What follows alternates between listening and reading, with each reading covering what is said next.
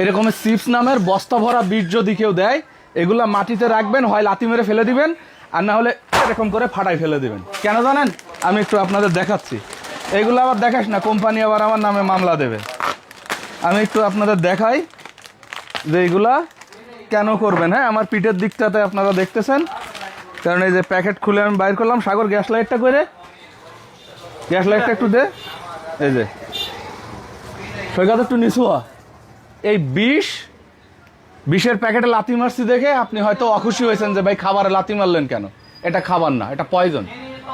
এই পয়জন দিনের পর দিন আপনার শরীরে ঢুকতেছে, আপনার বাচ্চার শরীরে ঢুকতেছে। সেই কারণে আপনার বাচ্চা, আপনি সবাই মিলে একটা দেশ পঙ্গুত্বে বরণ করতেছে। আমার বাচ্চাটা আলহামদুলিল্লাহ সুস্থ, একটুখানি সুস্থ হয়েছে, দোয়া করবেন। এই রকমের এক প্যাকেট চিপস নামের বিষ খেয়ে আমার বাচ্চাটা অসুস্থ হয়েছিল। কেন জানি আমি একটা ইউটিউব ভিডিওতে দেখলাম, দেখে আমার যেন মনে হলো যে আমিও একটু চেষ্টা করে দেখি। একটু আগে আমি লাথি মেরে একটা ফাটায়া দেখলাম যে আসলে ঘটনা সত্যি। একটুখানি আমি আগুন দিচ্ছি, এতে দেখেন, এবং সেটা কি পরিমাণ জ্বলতেছে একটু দেখেন। আপনি একটু দেখেন।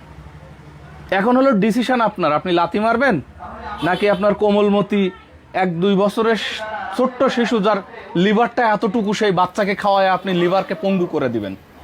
আপনার ভবিষ্যৎ প্রজন্ম ধ্বংস করবেন নাকি এই চিপস আপনি খাওয়াবেন, খাওয়ায় আপনি ভালো থাকবেন। এই বিষয়টা দেখার সম্পূর্ণ দায়িত্ব হলো আপনার। আমি তো ভাই শপথ করছি আমার বাচ্চাকে আর কখনো খেতে দিব না।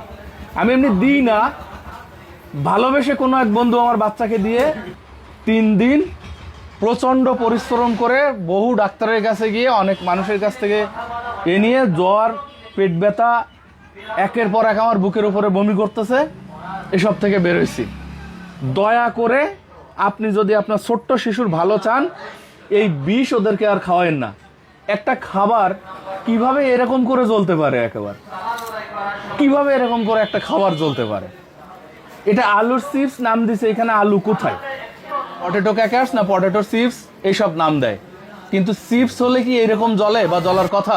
সেই জন্য হয়তো এরকম জ্বলতেছে। আমি বিজ্ঞানী না, এই বিষয়ে আমি জানি না।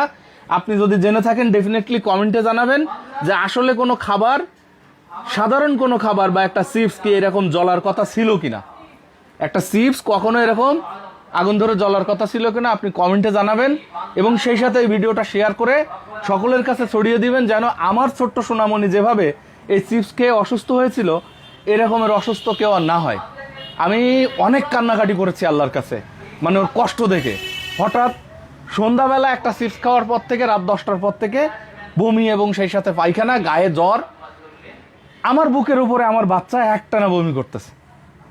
বাধ্য হয়ে ওর মা চিটাগাং থেকে চলে আসছে, ছিল তো বাচ্চা আমার কাছে, আমার বাড়িতে।